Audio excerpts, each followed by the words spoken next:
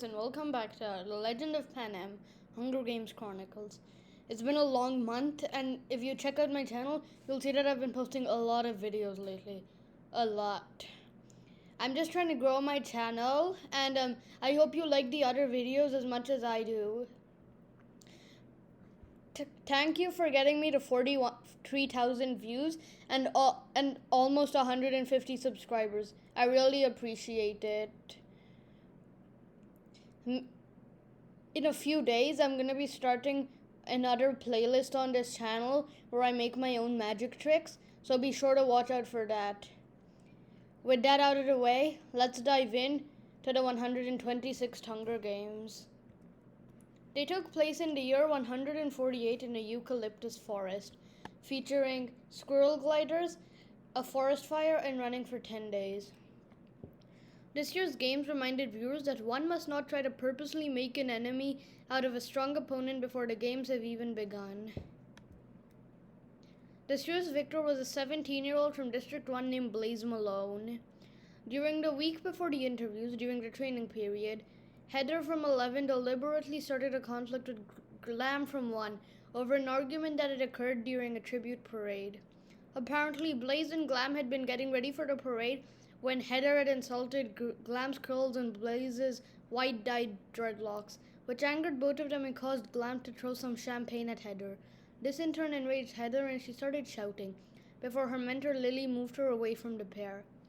However, this outburst annoyed both Blaze and Glam, and so they teased her during training, along with the other career tributes from 2 and 4.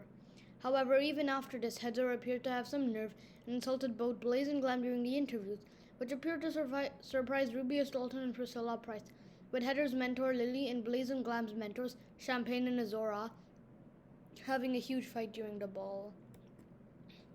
To the surprise of most capital citizens, when the gong sounded, instead of Glam and Blaze attacking Heather, Heather attacked Glam with an axe.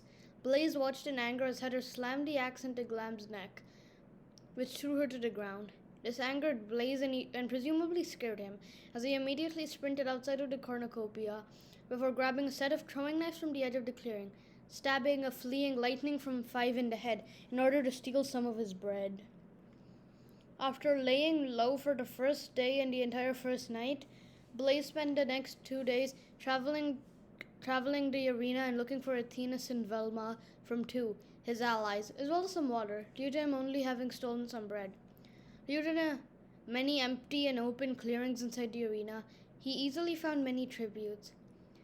For a few minutes, for some tributes, he would spend a few minutes interrogating them for information about Athenas and Velma, but they never had any idea about their whereabouts, and so he killed them. By day 5, 12 tributes still remained and were all spread out over the arena.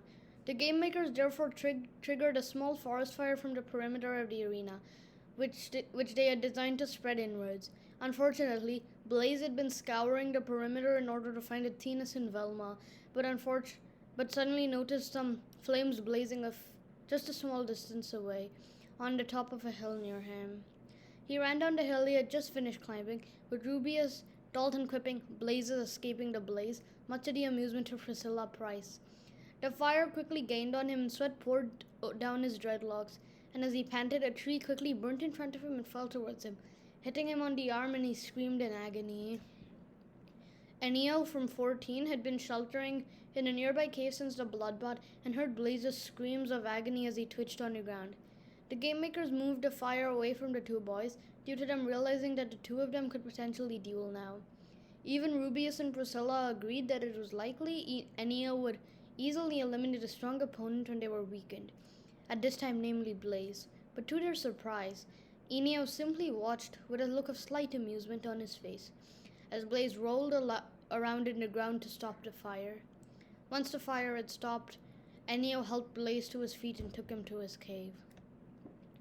When Blaze stopped screaming and fell asleep, Enio glanced down at his sword and then back at Blaze several times before sneering at a nearby camera and stating that he wanted to be protected by the one boy, as Blaze could offer him plenty of protection from other tributes. When Blaze finally woke up, he immediately pointed a knife at Enio and asked him what had happened. Enio rolled his eyes and recounted what had happened during the fire. Blaze glanced at his burnt arm and winced before agreeing to Enio's alliance, although he later stated that he could see Enio glancing down at his sword. The two boys had various discussions about how they could win these games, although the topics of these conversations quickly changed from being about the games to the differences between their lives in their respective districts. Blaze seemed amazed at Enio living on the farm, which stored unused months back in 14, and Enio was surprised that Blaze had started training for the Hunger Games at the age of 5. Enio spoke about how he had recently discovered morphling in the district and occasionally used it, which caused his parents back in District 14 to faint in shock as he said this. Blaze soon realized that Enio had skills with mutations, and he slayed several squirrels before cooking them for himself and Blaze. On the morning of the 10th day, Blaze was awoken by a sweating Enio, who shouted unintelligible words towards Blaze. However, Blaze suddenly looked out of the cave and saw some fire burning. Rubius once again quipped, "Blaze is escaping the blaze again," which amused Priscilla, although Blaze and Enio exchanged panicked looks.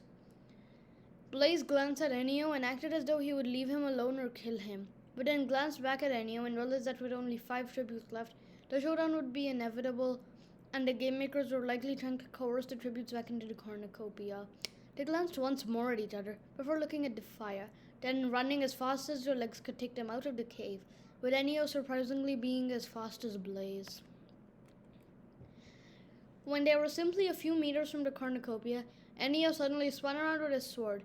As Blaze asked him what he was doing, Enio lunged towards Blaze with the sword, but he quickly blocked it with his knife. The two of them fought for a few seconds, but Enio quickly smacked his sword into Blaze's knife, which caused it to fall to the ground.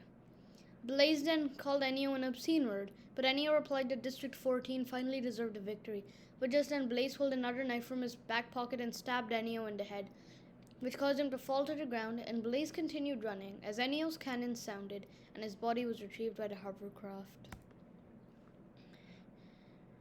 As Blaze entered the cornucopia, he hid underneath the table and noticed that the fire chasing him had stopped and another fire was burning a few meters away in order to move another tribute back to the cornucopia. He noticed several trees to his right and lunged towards them, hiding behind them. Just then, Carr from 11 ran out from the inferno and tackled Blaze to the ground before repeatedly punching his face. Blaze then punched Carr and twisted his genitals before snarling at him and asking who their other opponent was. However, as Carr started to answer, Blaze suddenly stabbed him in the neck, which sounded his cannon. Blaze then scoffed at Carr's body and tensed himself before grinning in anticipation, rolling his shoulders back for the now approaching final fight. He then heard a tribute approaching and quickly hid underneath the table. He held his knife at the ready and stroked his dreadlocks before tossing them out of his blazing eyes as he continued to wait for his final opponent. He then heard some panting and ran out of the cornucopia before ramming into Heather and knocking her to the ground. Blaze appeared to remember that Heather had killed his district partner during the bloodbath, and so he appeared all the more determined to kill her.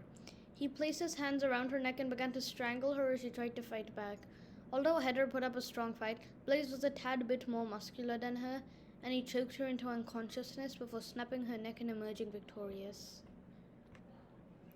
Following his victory, Blaze returned to District 1 and became the most popular mentor for District 1 since Azura Asimov, due to both Champagne Vasey and Brandy not having become addicted to alcohol and various other substances following their victories.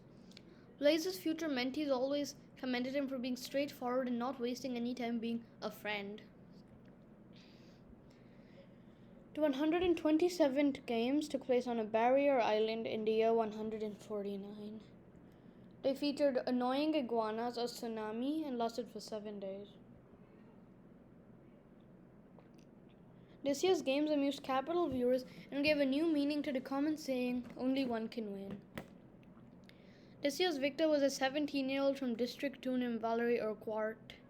As she was from District 2, Valerie had volunteered for the past 3 years but had never earned the role of tribute. But this year she put on a strong fight and eliminated 7 of her 14 opponents. During the title ceremony, she was clearly pleased, but did not realize who the male tribute of District 2 was. When her 18-year-old brother Obsidian made his way to the stage, she cried out, and Obsidian, upon realizing who his district partner was, groaned. Their parents reminded them that only one could win, but both Valerie and Obsidian declared that they would both try to win without killing each other. Although there had been some tributes who had gone into the arena with their siblings, particularly in the 105th Hunger Games, Valerie and Obsidian soon became favorites of the capital. The night before the games, Valerie went inside the bathroom of their apartment and saw Obsidian sobbing. She asked him what was wrong, and he said he wished he hadn't volunteered and he did not want to kill her. Daphne, their mentor, heard this and called them into a room with Icarus Dalton, reminded them that only one could win, but they both had a good chance of winning and they would not have to kill each other. Icarus told them not to sacrifice themselves as it would ruin their chances of winning, but this made Valerie angry and she asked him if he cared more about victory than the two of them. But he reached for his taser and Valerie scoffed in annoyance before wishing her brother the best of luck in returning to her room, not before telling him she would grab weapons for the two of them whilst he grabbed some food and found shelter. He agreed to this plan, and when the gong sounded, Valerie sprinted inwards and snatched up a pair of throwing axes, managing to kill 2 tributes in the process. Valerie did not appear to notice Obsidian being chased by Bowman from one with a sword, due to both Valerie and Obsidian having declined his offer to join the career pack. Obsidian continued to shout as Bowman slashed his arm with the sword, but just then he shrieked Valerie's name and she spun around, before throwing her axe at Bowman, hitting him in the back. As he collapsed forward, Obsidian grabbed Bowman's sword and slit his throat, before wading through a lake, followed by a shaken Valerie. The two siblings spent the rest of the first day traveling towards the perimeter, killing 3 tributes as they went along, using Valerie's axes and Obsidian's sword. Dusk soon approached, and as the sun began to set, the two of them reached a marsh, where they decided to rest. Obsidian appeared slightly embarrassed when he realized that whilst he was better at survival skills, Valerie was better with handling weapons. Obsidian then tried to help Valerie make a fire, but burnt his hand in the process and swore, but then saw Valerie trying not to laugh. They then made a fire, using matches Obsidian had stolen from the cornucopia before Bowman saw him. On day 2, Valerie awoke to see an iguana eating a leaf directly in front of her, and this made her vomit on the ground. Obsidian suddenly stabbed the iguana with his sword before he and Valerie burst into laughter. Obsidian realized that iguanas continued protein due to his expertise with survival skills, and he killed some more of them and roasted them over a fire. He and Valerie found them delicious, and they continued eating iguanas for the next few days. The pair took turns keeping watch, and after hearing cannons go off, they would try to count their remaining opponents, whilst also talking to each other about their life. They both amused the capital due to Obsidian styling Valerie's black ponytails one night and then shouting that he had styled them wrong, which made both of them burst into laughter. Rubius muttered that he had expected them to kill each other, but they did not, and instead earned more gifts for their humorous natures. One of the gifts even including another axe for Valerie and some body armor for Obsidian. 10 tributes still remained by day 4, which annoyed Obsidian and Valerie as they still had 8 opponents left to fight. As Valerie relieved herself behind a rock, she suddenly heard Obsidian uttering a series of obscenities as he shouted Valerie's name. She spun around and immediately pulled her pants up to see a huge wave coming inwards from the sea. She shouted at Obsidian and he immediately rushed towards her, but she pushed him out of the way and shouted at him to run, before buttoning her pants and beginning to run after Obsidian. After a while, he started carrying her on his back, and they sprinted for quite a large stretch of time before deciding to stay within 1 kilometer of the cornucopia. Whilst they rested and discussed their remaining opponents, they noticed the wave was returning back to the sea, but as they prepared to return to their old shelter, they heard someone approaching, and they spun around to see Pharrell and Kenoa, both from 2, charging towards them with scythes. Pharrell attacked Obsidian whilst Kenoa chose to take on Valerie, and a huge fight ensued. Although she was slashed in the arm with a scythe, Valerie managed to kick Kenoa in the neck before decapitating her with her axe. Her cannon sounded and Valerie rested her head on the ground, but then heard a yelp. She glanced up to see that Pharrell had slashed off some of Obsidian's black hair with the scythe before holding his scythe to his neck, cutting it a little into his light brown skin. Pharrell scoffed and informed the pair that his older sister had been killed during the games the previous year by the District 2 boy, and said that this was fitting revenge and that he was going to kill Obsidian now. Obsidian raised his eyebrows at Valerie and his eyes moved to her axe, which she appeared to notice. Valerie then held her axe before shouting that she hated Obsidian. The boy from 9 laughed and leaned over in laughter, asking Valerie if she was crazy. However, Obsidian seized his opportunity and kicked Pharrell in the chest, which caused him to wheeze and cough to the ground. Obsidian then quickly grabbed Pharrell's knife and slammed it into his heart repeatedly, which allowed Valerie to snap his neck. His cannon soon sounded and Obsidian swore in relief and rested by a tree. The pair then walked back towards their old shelter. They reached their shelter in the marsh, and Obsidian told Valerie all the important stuff 18-year-old career tributes could do whilst training in District 2. Valerie appeared envious of this, but Obsidian told her that if she won, she would not need to train for the games anymore. Valerie said this would happen only if she won, ending the conversation. They spent the next few days hiding in the marsh, with 2 other tributes remaining by day 7. On the afternoon of day 7, Valerie was relieving herself when she suddenly heard a tribute near her. She slowly hid behind a tree and then threw her axe, which hit Taya from 14 and caused her to fall to the ground and her cannon sounded. Valerie then retrieved her axe and relieved herself once more, before slowly returning to the marsh.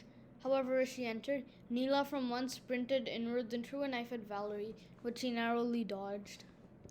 Valerie remained still for a moment and pointed one of her axes towards Neela, telling her not to take another step.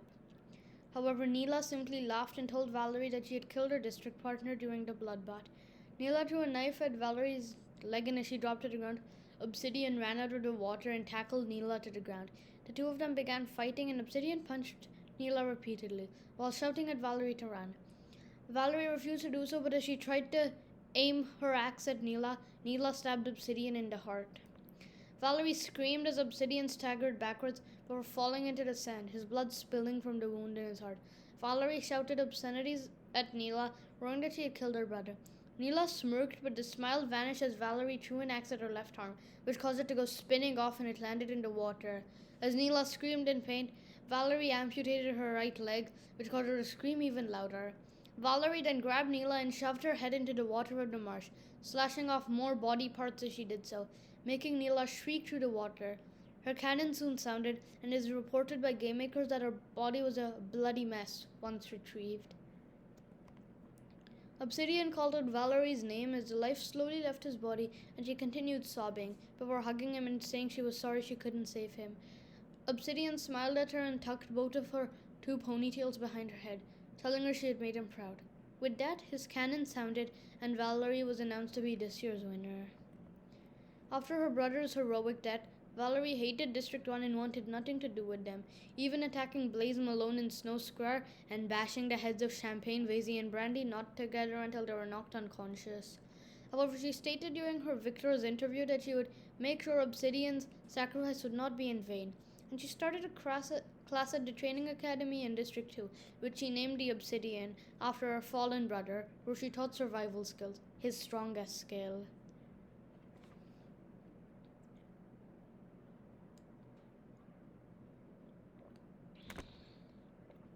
The 128 games took place in a yellow meadow in the year 150. They featured farting skunks, an oxygen drop, and lasted for 13 days.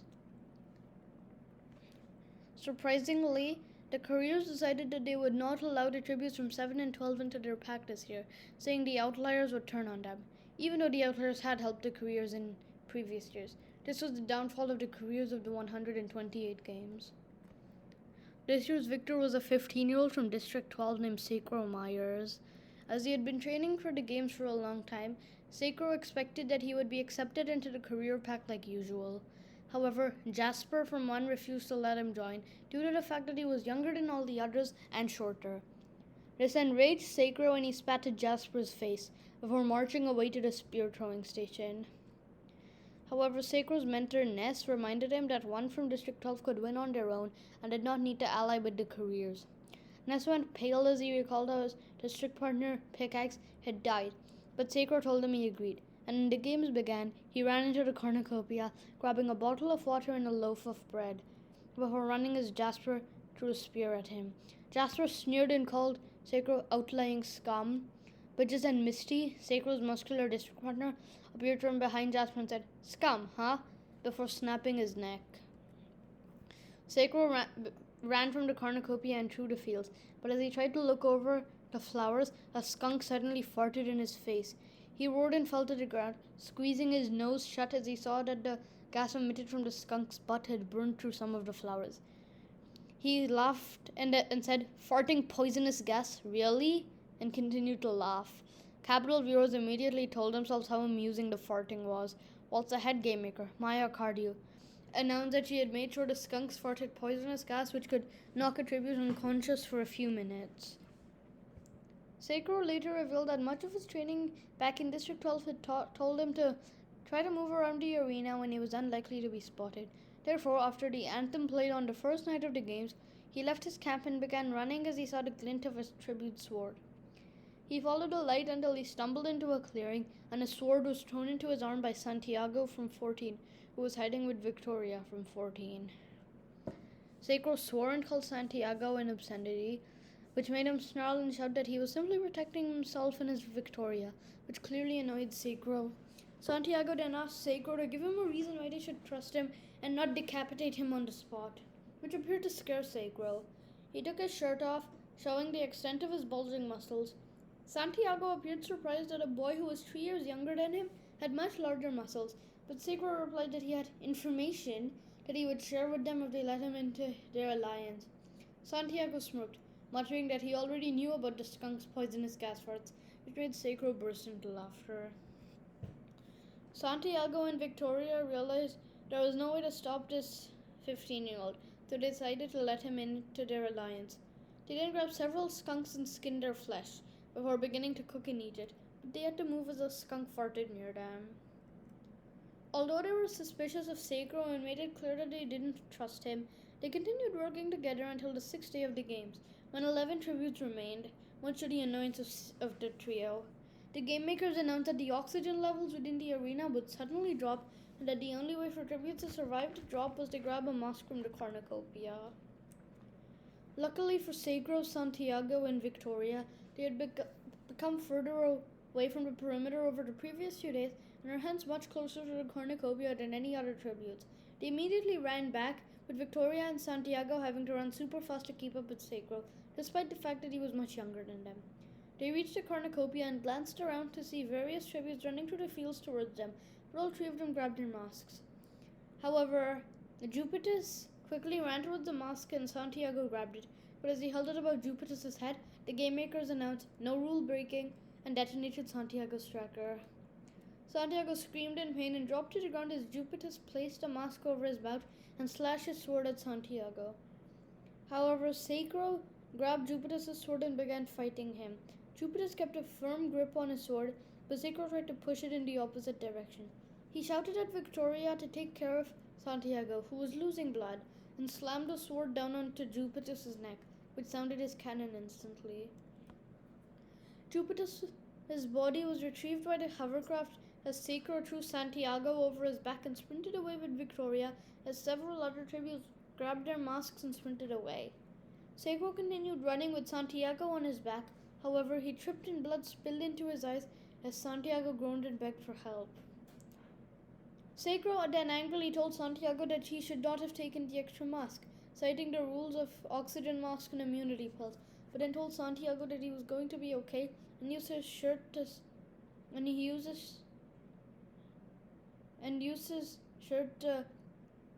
stop the bleeding in his arm. Although the trio were pleased all the fuss was over, Kingston from 6 charged towards them with a knife and threw it at Santiago, which caused him to fall over and sounded his cannon moments later. Victoria cried out and dropped to the ground in shock as Kingston grabbed a mask from Santiago's body before turning to run. Sacro swore and told Victoria that they needed to run as Victoria burst into tears when the hovercraft retrieved Santiago's body. Sacro shouted that Kingston had escaped and that if they reached him, he would let Victoria kill him. They sprinted after the boy from 6 and quickly caught up with him, with Victoria spitting on him and snapping his neck. Although only 7 tributes remained by the 7th day of the games, Moonstone from 1 and Marinus from 4 argued as they could not find any tributes, which was caused by the rest of the career pack being dead, and they both knew only one could win. Meanwhile, Sacro and Victoria's relationship gradually improved, and they moved around the arena parallel to the perimeter. Unfortunately for the pair, on day 11, they were snuck up on by Moonstone and Marinus while they were resting. A fight ensued, and while this was happening, Sacro slashed Moonstone's arm, but Marinus explained that due to Sacro's strong build, he and Moonstone wanted him to join their pack. Sacro laughed sarcastically, saying that Jasper had rejected him from the pack, but Moonstone shot back that her district partner was an idiot. Sacro rolled his eyes and agreed to become a proper career, before telling Victoria that she could join him, and she agreed before Moonstone and Marinus could even protest. That night, Myrtle from 4 and Sacro's district partner, Misty, had a vicious battle during which Misty snapped Myrtle's neck, but not before being stabbed in the heart, which caused both of them to die that night. Sacro watched as the portraits of his district partner were shown in the sky, but he suddenly turned over in his sleep to see Marinus standing above a sleeping Victoria and preparing to stab her with his trident. Sacro silently gaped as he heard Marinus snarling at Victoria and muttering to Moonstone that she could kill her if she wanted. However, Moonstone told Marinus that Victoria was his kill, which made him grin. Sacro snarled rather loudly, which caused Moonstone and Marinus to spin around in shock. As they did so, Sacro kicked Moonstone in the chest and she screamed in pain before he snapped Marinus' neck. He then told Moonstone that she was a traitor and that he was going to kill her now. As Moonstone begged for mercy, Sacro grabbed his knife and stabbed her to death. Sacro awoke Victoria, but she turned around as she heard the cannon of Moonstone. She glared at Sacro in shock, and he told her that the 2 couriers had been plotting to kill her. They realized they only had 1 remaining opponent, but then decided it would be better for them to stay together and face Blood from 10, who had been gifted a taser as a sponsor gift. Dawn arrived early on day 13, and as the sun rose, the pair decided to walk to the cornucopia. However, as they walked, Sacro was tasered in the back and he fell to the ground and shook as Blood jumped out from behind and aimed a taser at Victoria. However, he realized too late that the taser had just run out of battery, and Sacro painfully got to his feet before grabbing Blood and snapping his neck, but failed to notice Victoria stealing a knife from his pocket. As he breathed out in exasperation, Victoria stabbed him in the back. Sacro cried out in pain and shouted obscenities as blood began pouring from the wound, and realizing that Victoria was unarmed, he threw her to the ground and removed a knife from his back. He charged at her and desperately tried stabbing her, but she was slightly older than him and managed to throw him off of her. Sacro told her that she had been a good ally, but that he was a career and that nothing could change that. Victoria glared at Sacro as she scampered backwards and begged for him not to stab her, but he gave her a bittersweet smile and stabbed her in the head, emerging victorious. Following his victory, he joined District 12's academy and began teaching reconnaissance. He went on to get married and bought several hospitals.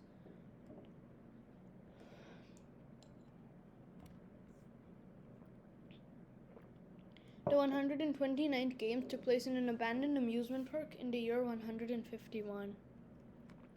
They featured barbaric cows, a ride demolition, and lasted for 17 days. Even though critiques criticized this year's games for reusing the arena for the 21st Games, Maya Cardi retorted that the 21st Games had been successful due to the victory of Bluebell Jansen, and so she felt that as she did not have any idea for this year's arena, she had decided to reuse the old arena. This year's victor was a 16-year-old from District 7 named Grover Maguire. Grover easily won the axe throwing competition in 7 due to his muscles, and he subsequently became the male tribute for 7 this year. Grover joined the careers despite the events of the previous year, but when the gong sounded, he grabbed an axe and some soup before slamming his axe into the back of Platino from 1, killing him.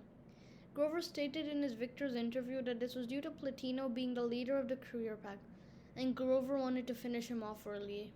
However, he made sure that the others did not see him killing Platino. Over the first few days, Grover and the others decided to stay in the control room of the park so as to not alert the crows.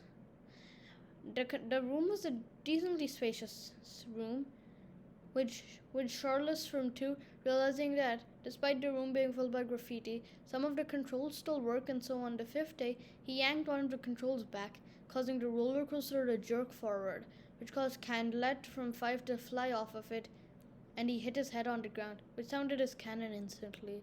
Charleston bowed to his fellow couriers, but then stepped backwards from the window as a murderer of crows suddenly flew past the window and pecked at a group of tributes.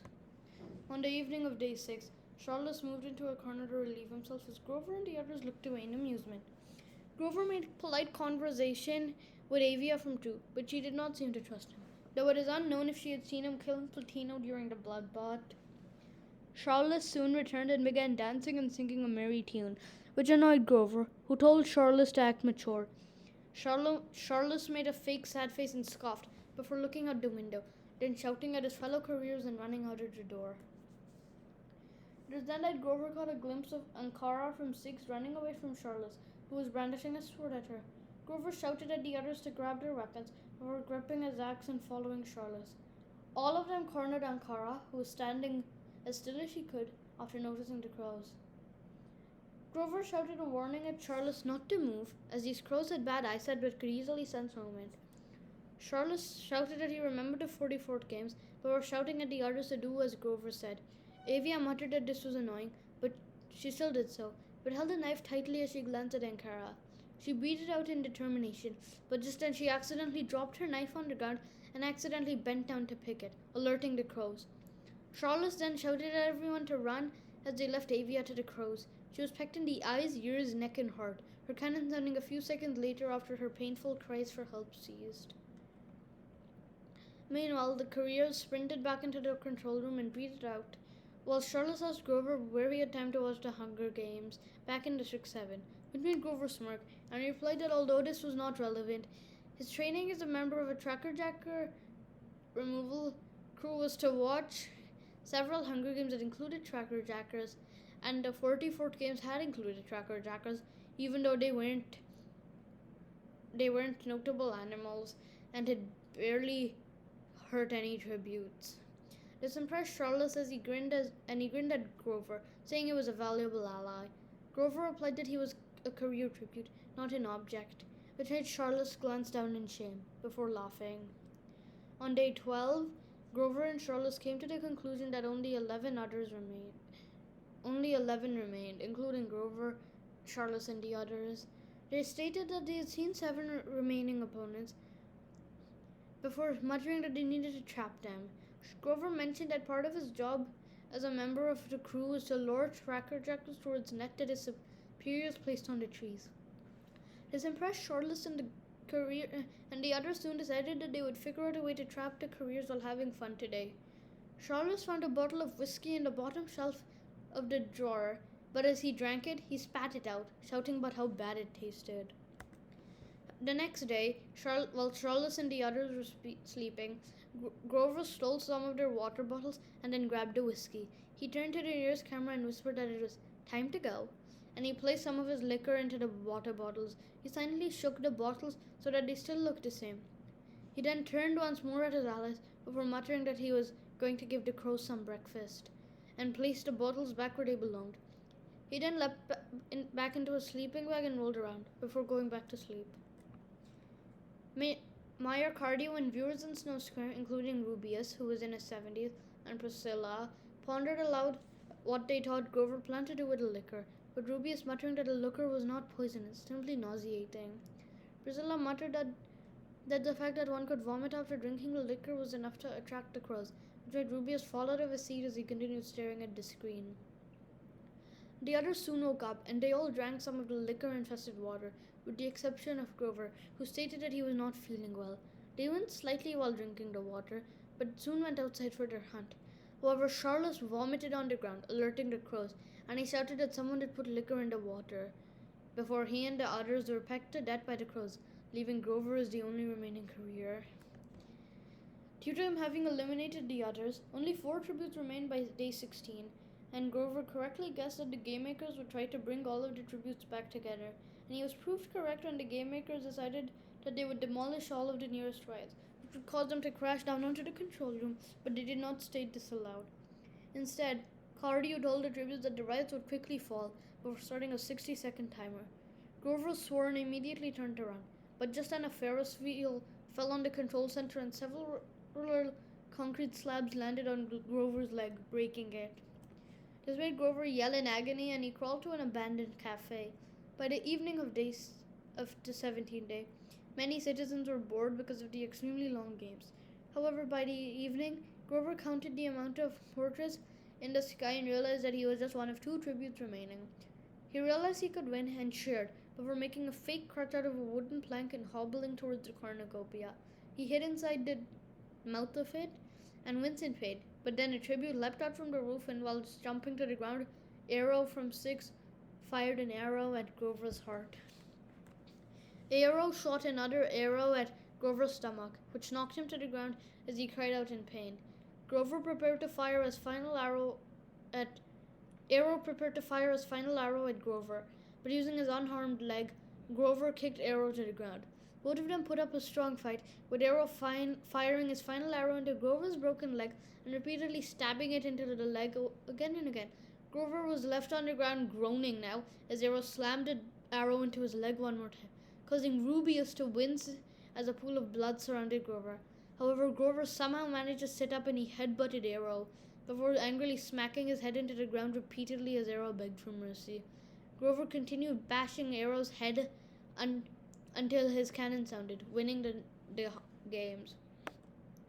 Following his victory, it was noticed that his interview was delayed, due to him having been so brutally injured by the insane Arrow.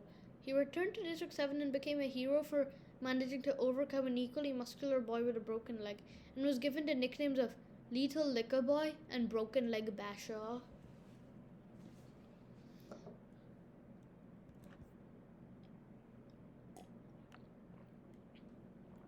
The 138 games took place in the year 152 and were the 11th Quinquennial Quell. For this Quell, viewers were excited to see what clever twist Smolder Flickerman would come up with this year, after the exciting Quells they had seen under the rule of him. Flickerman went on TV a week before the games were due to begin, and in his usual scant leather jacket. He then grabbed a slip of paper and read it, announcing that, in order to remind the districts that tributes are merely a number in the eyes of the capital, as well as to remind each district of their position, this year's amount of tributes will depend on the number of their district, with 1 tribute from 1, 2 tributes from 2, 3 tributes from 3, and so on. Viewers immediately began clapping, realizing that this year's games would have a record of 92 tributes, which would cause the best games the capital had ever seen. This year's victor was an 18-year-old from District 6 named Callie Emerson. Unfortunately for Callie, she was raped the very day she had a son, despite the fact that she took pills to stop the pregnancy numerous times. Her son, Raven, began wailing, but Callie stood still and clenched her fists. Her 17-year-old husband, Tiberius, shouted that he would volunteer to join her, but stepped backwards when Callie shouted at him not to. However, it would not have made a difference as Tiberius was the last of the 3 male tributes to be reaped from this district. Callie shouted for someone to volunteer as Tiberius almost fainted, but some lads appeared amused by this and sniggered, making it clear that there would be no volunteers. Tiberius made it clear during the train ride that he would try to protect Callie during the games, but she retorted that despite him being a boy and more muscular than her, she was an entire year older than him and so it was her job to protect him. Tiberius replied that it was his fault she had become pregnant, but Callie retorted by muttering that it was the fault of the district's doctor for not providing her with the correct pills to stop the pregnancy. Tiberius asked her if she cared for Raven, and she asked what sort of stupid question this was. The two began arguing, but their mentor, Ivo, broke them up, muttering that they could not argue at such a grave time, as they had 90 opponents to kill, including the 4 other tributes from their district. The games took place in a nuclear power plant. They featured rabid dogs, poisonous gas, and lasted for 33 days. When the gong sounded, Callie immediately looked for Tiberius, but suddenly remembered that he was likely on the other side of the arena. The cornucopia was super large due to 92 tributes competing in the games. The gong sounded and Callie sprinted inwards, but bumped into Carnelian from one, who had been reaped a few days after the birth of his nephew, Aurelio. Carnelian and Callie had built a rapport during training, but to the surprise of many, Carnelian jabbed his spear at Callie before turning around and fleeing. Callie then grabbed some bread, a knife, and a sleeping bag before fleeing the bloodbath. She did not look back, simply muttering Tiberius's name. She spun around to see Carnelian a few meters away, hiding behind a reactor. She then realized that the reactors would give tributes a hiding space, and so she used the ladder to climb to the top of one of the reactors and hid there. As the sun set, Callie received her first sponsor gift, which was a bowl of soup. She decided to set camp from the night and went to sleep muttering Raven's name. She appeared concerned about Tiberius, but received a sponsor gift with a note from Ivo, which stated that Tiberius just wanted her to survive. Callie began sobbing, but spent the next 15 or so days in the same spot as the 14 careers, killed more and more tributes as the days went on. More tributes continued to die at the hands of Carnelian and the others, whilst others were bitten by the dogs. The dogs bit so viciously that the hovercraft would have to make multiple runs to retrieve their bodies, which disgusted Callie, but at night she still whispered the names of both Tiberius and her son, Raven. Meanwhile, Tiberius had encountered the careers and they had taken him hostage, before stating that they would let him go if they took him to Callie's location. Only 46 tributes remained by day 28, whilst Capital viewers betted on either Carnelian or Tiberius emerging victorious. On day 29 of the games, Tiberius and the others walked straight past the reactor Callie was resting on top of, and Tiberius noticed Callie before nodding at her. But just then Carnelian shouted that Callie was hiding. Anubis from 2 immediately began climbing up the ladder leading to the top of the reactor as Callie squealed. Tiberius struggled to control his anger as he sadly glanced at Callie crying for help, but he then furrowed her eyebrows, and as Anubis reached the top of the ladder, Callie deserved a well-timed kick to his throat, which caused him to gag. He reached for his throat, but forgot that he was still on the ladder, and he screamed as he fell from the reactor and snapped his neck on the ground. Kaya from 2 swore as her partner hit the ground, and she climbed after Callie, but Tiberius threw a knife at her back, causing her to fall from the ladder. Tiberius turned around and slayed all 4 from 4, before glaring at Carnelian.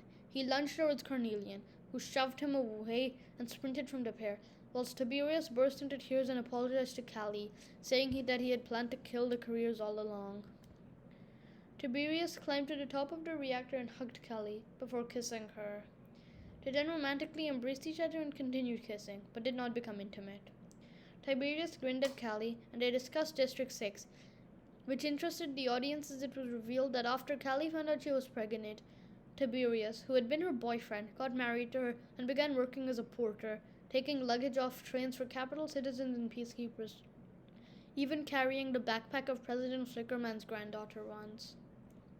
The two of them left the reactor and roamed the arena aimlessly, narrowly avoiding Carnelian, who was searching for them. However, Tiberius told Callie that she should cut him some slack, as he had been reaped and nobody had volunteered for him. Callie asked Tiberius why that mattered, and he replied that just like he and Callie were trying to get home to Raven, Carnelian was trying to get home to the son of his older brother, his nephew Aurelio. However, Callie shot back that even if Carnelian died, Aurelio would still have 2 parents to take care of him, ending the conversation. Finally, only 8 tributes remained on day 33, making it the longest ever games, a fact that President Flickerman refused to ignore. Maya Cardio announced that a poisonous gas leak would take place in a few minutes, and the only way for tributes to survive was to seal an oxygen mask, which would be placed in the cornucopia. Just then, 4 cannons sounded, belonging to 4 tributes Carnelian had found, and it killed all at once. Tiberius and Callie climbed down the reactor and sprinted towards the cornucopia, and became the first 2 of the remaining 4 tributes to make it. They grabbed their masks and turned to run, but just then Carnelian stabbed Jeff from 9 and turned towards Callie and Tiberius, before licking his lips.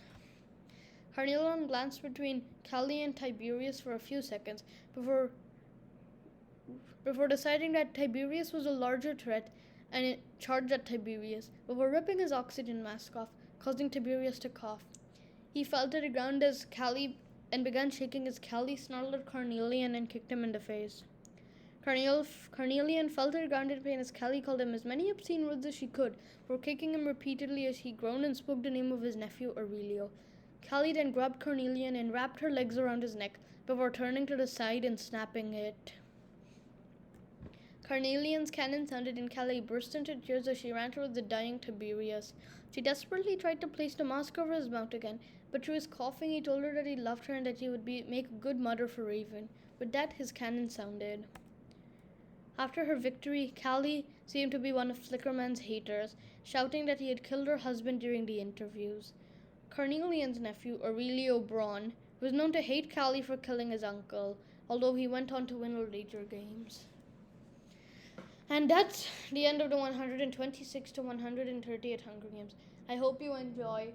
With May 15th comes the 130th to 135th Hunger Games, and I can tell that you guys will love it. Be sure to watch out for my magic tricks videos, and I hope you enjoy them as much as I enjoy planning them. Goodbye from Pan Am.